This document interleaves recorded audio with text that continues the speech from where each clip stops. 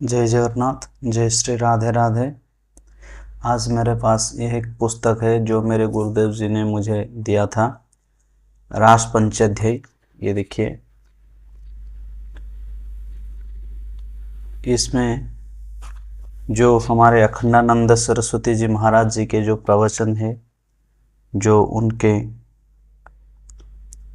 रास पंचाध्याय की कथा वस्तु है, इसमें ये वर्णन किया गया है। रास पंचाध्याय प्रवचन नम्र निवेदन, ये पुस्तक का पहला हिस्सा है। इसको हम पाठ करेंगे, जानेंगे कि रास पंचाध्याय क्या है।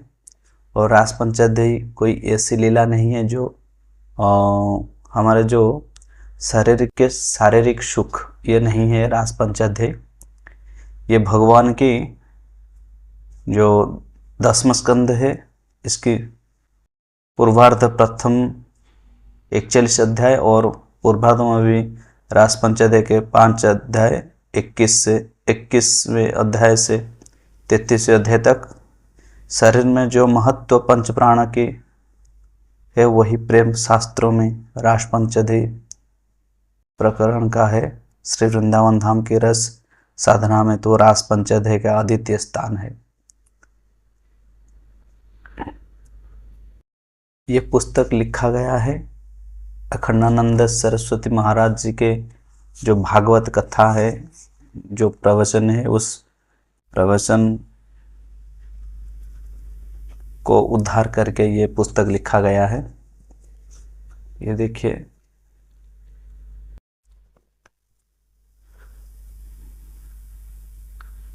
शायद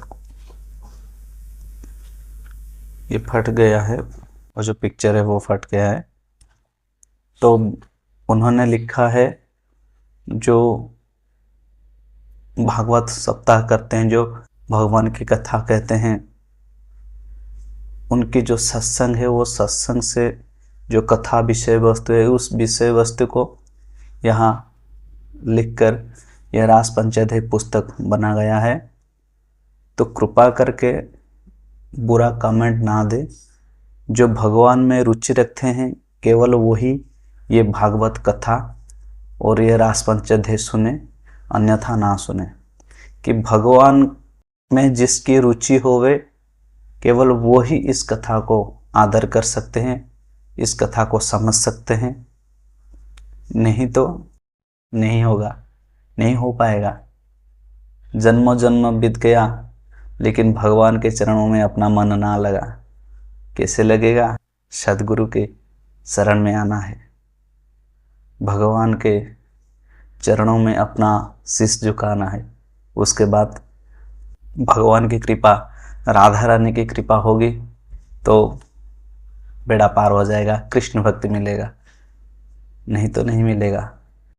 बहुत ज़्यादा ज्ञान मिल सकता है, लेकिन राधा रानी की कृपा बिना जो प्रेम भाव है, जो भगवत प्रेम में लीन हो जाने की जो शक्ति है, जो निष्ठा है भगवत कथा में, प्रेम में, वो बिना राधा रानी की कृपा बिना ये संभव नहीं है।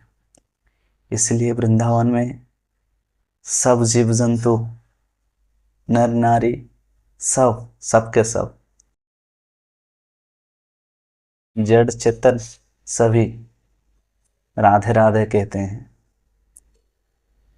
वृंदावन की महिमा राधा रानी की कृपा है। राधा रानी की कृपा ही वृंदावन की महिमा है।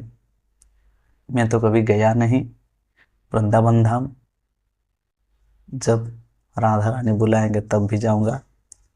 अब नहीं जा सकता, कोई भी नहीं जा सकता है। बिनु राधा रानी के बुलावा ना आए तो कोई भी नहीं जा सकता है वृंदावन धाम। प्रिय पाठक वृंद, लीजिए हमारे परम पूज्य महाराज श्री स्वामी अखंडानंद सरस्वती जी महाराज की पावनी, गंभीर एवं रस निर्झरिणी वाणी का एक और कृपा प्रसाद आपके सम्मुख प्रस्तुत है। और यह श्री रास पंचाध्याय प्रवचन श्रीमद् भागवत के विद्वान मनीषीगण, रसिक संतजन एवं प्रेमी भक्तों के ऐसी मान्यता है कि रस की दृष्टि से श्रीमद् भागवत का सार सर्वस्व है। दसम स्कंद में भी उसका पूर्वार्ध प्रथम 41 अध्याय और पूर्वार्ध में भी रास पंचाध्याय के 5 अध्याय 21वें अध्याय से 33वें अध्याय तक शरीर में जो महत्व पंच प्राणों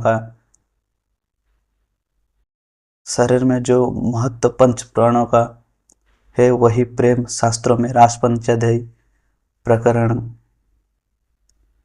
का है। वृंदावन धाम के रस साधना में तो रास पंचाध्याय का आदित्य स्थान है। ये विनम्र निवेदन पाठकों के लिए है। जब हमारा मन भगवान से छूटकर यहाँ वहाँ भोगों में लग जाएगा, तब भागवत कथा अगर आप पढ़ेंगे सुनेंगे तो फिर से रुचि हो जाएगा, भगवान से लग जाएगा अपना मन। जब तक हमारा मन भोगों में विषयों में लगेगा, हमारा बेड़ा पार नहीं हो पाएगा। इसलिए संतोषजन कहते हैं कि भागवत पढ़ोगे, भागवत को समझोगे, तब उद्धार हो सकेगा, नहीं तो नहीं हो पाएगा। सामान्य भाषा में रास पंचाध्याय प्रकरण को रासलीला प्रकरण बोलते हैं।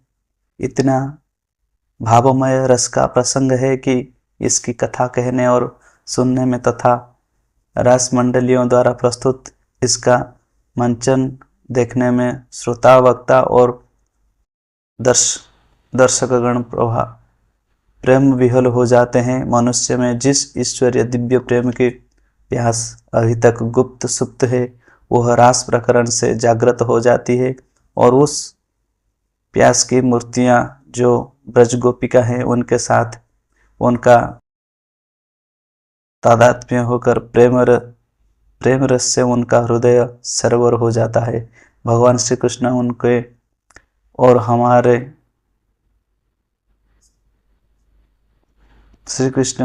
हमारे प्रिय हैं। वे जीव की प्रेम विपास की मूर्तिमान तृप्ति है, परंतु वे ऐसी तृप्ति है जो प्यास को अधिकाधिक बढ़ाती रहती है। प्यासे को इस प्रकार तृप्त रखने में ही शायद हमारे प्यारे श्याम सुंदर को आनंद आता है। और गोपी जिनके प्रेम की विधा यही है कि वह अपने प्यार के आनंद में ही आनंदित रहती है। भगवान की लीला में भगवान प्रेम देते हैं, लेकिन तड़पने को भी छोड़ देते हैं। वह तड़पे सिद्ध हो जाए, तब मेरा वो प्रेम रस उसको मिलेगा। जो कोई भी प्रेम रस पाना चाहता है तो सर्वप्रथम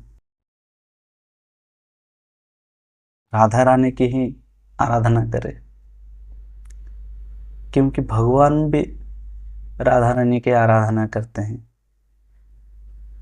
कई संतों भी बोलते हैं कि तू कंठ में अपने तुलसी को धारण करना है, गुरु प्रदत्त मंत्र लेकर राधा रानी की सेवा अर्चना करना चाहिए, राधे राधे बोलना चाहिए।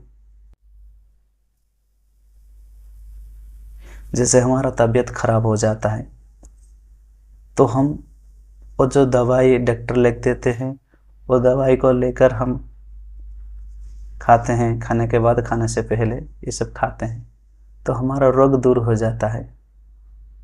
हमको मानना पड़ता है डॉक्टर की बातें। जैसे हम मानते हैं हमारा शरीर सुस्त हो जाता है, ऐसे ही मानना है। जो साधु संतों, मुनि ऋषि गुरुदेव, उनकी कथा मानना है, भागवत पढ़ना है। आज मुझे भागवत पढ़ना है, मैं पढ़ूंगा। आज मुझे माला करना है, आज मुझे 1000 बार राधे राधे नाम जपना है। नहीं, मैं जपूंगा, जैसे भी हो, मेरे गुरुदेव जी ने कहा है तो मैं जपूंगा। हमारे दोस्त लोग कहते हैं ये क्या तिलक विलक करता है, शर्म नहीं आते?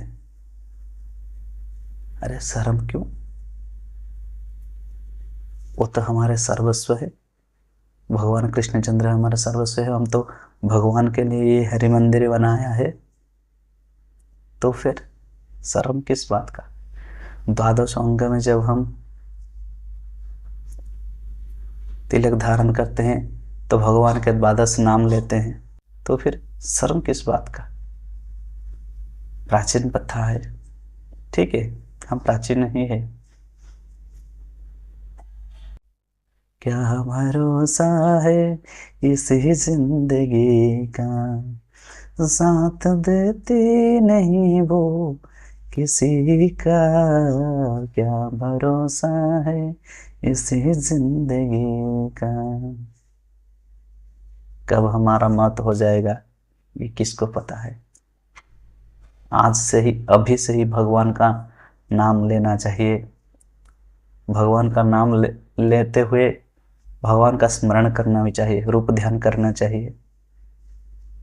जैसे गोपियाँ, ये जो रास पंचदश पुस्तक है, इसमें ये सारे बात लिखा गया है। भगवान की कृपा कैसे प्राप्त होगा। जिसको भी भगवान की कृपा प्राप्ति की लालसा है, भगवान की कृपा प्राप्ति की लालसा है, केवल वही ये सब्जेक्ट रास पंचदश सुने, अन्यथा ना सुने। जिसको भगवान में रुचि हो केवल वही सुने, क्योंकि लिखा है पहला उपक्रम में, मुग्धं स्निग्धं मधुर मुरली माधुरी धीरनादे, कारं कारं कर्ण विवशन गोकुलं व्याकुलत्वम्। शिशुकोवाच भगवान् पीता रात्रि शरदोत्फुल्लमल्लिका, विक्षरन्तो मनश्चक्रे योगमायामुपाश्रिता। अब श्रीमद् भागवत दसम स्कंद में रास पंचाध्याय का प्रसंग आपको सुनाते हैं। ऐसा मानना है कि ये भगवान के 12 स्कंद, भगवान के 12 अंग है। उनमें से दसम स्कंद भगवान का हृदय है, और हृदय में जैसे संचरी प्राण होते हैं वैसे ही पंच प्राणों के समान रास पंचाध्याय के 5 अध्याय है।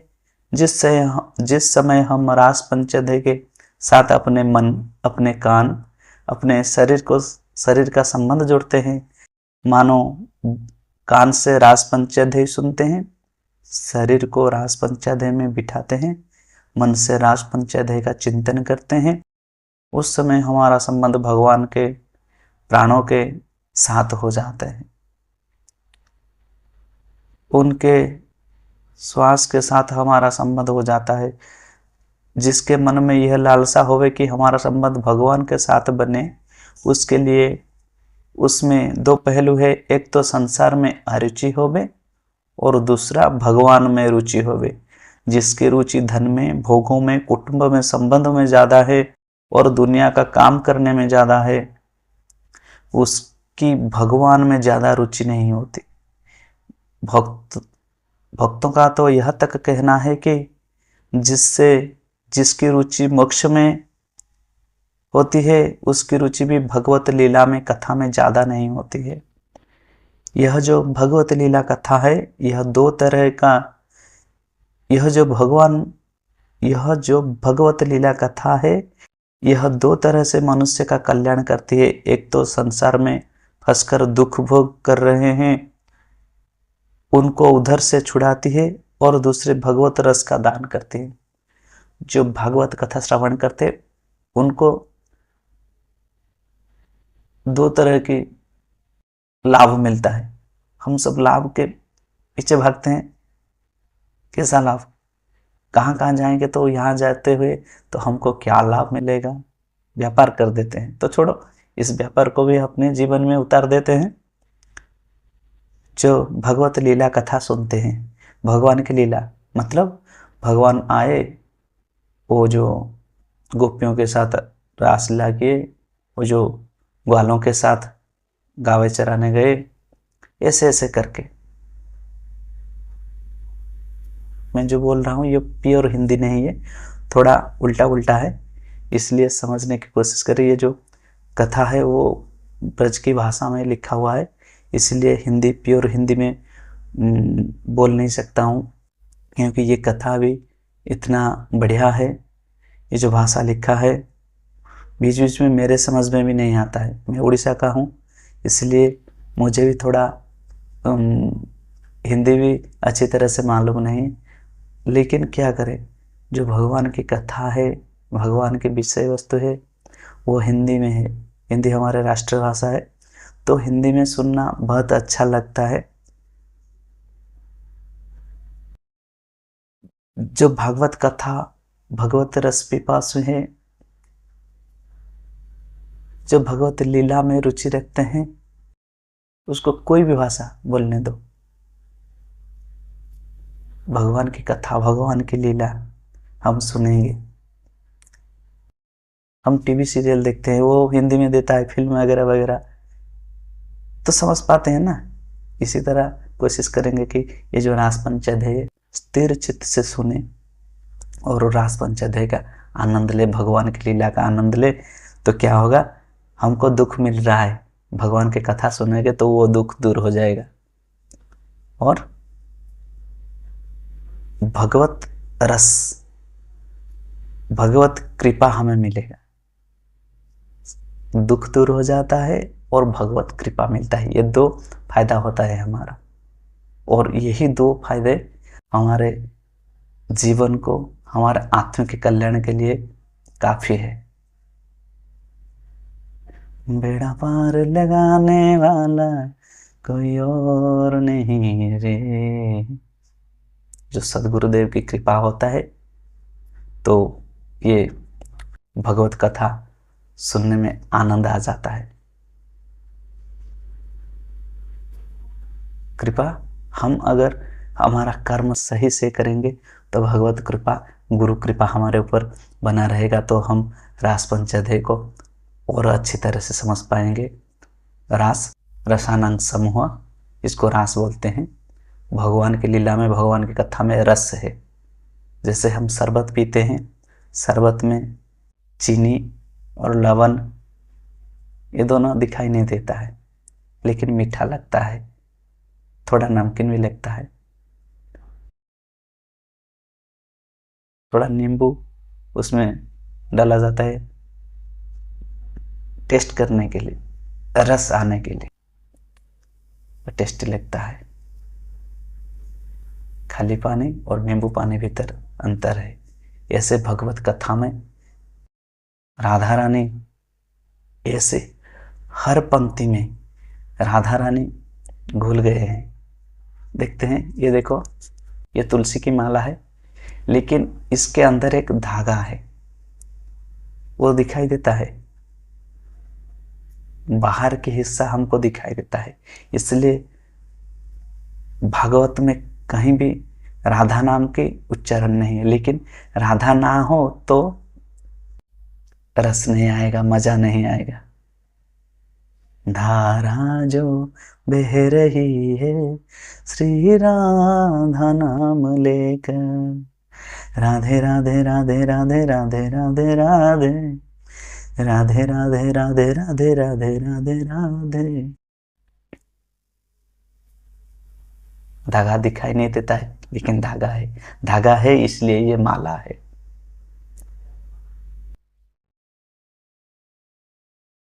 ऐसे ही हमारे मन को, तन को शांत करने के लिए भगवत कथा अगर हम सुनेंगे, विशेष रूप से आज की ये जो टॉपिक है, भगवान की कथा में हमारा रुचि कैसे होगा, यही ही ये जो विषय है रास पंचध्याय। भगवान यहाँ लीला करते हैं। भगवान की लीला करने के दो कारण है, कामदेव की गर्भ को चूर्ण करना है, और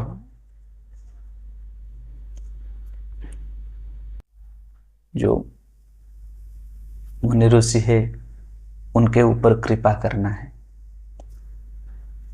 ऐसे ही रास पंचाध्याय शुरू है। नाना मुनियों ने नाना मत दिए हैं।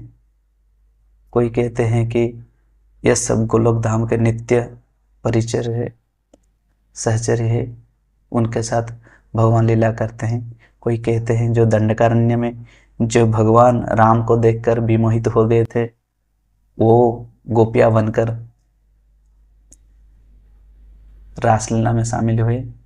वो जो देव कन्या है भगवान को अपना पति मानते, वो भी रासलीला में समा गए हैं। कोई भी कैसे भी कह सकता है।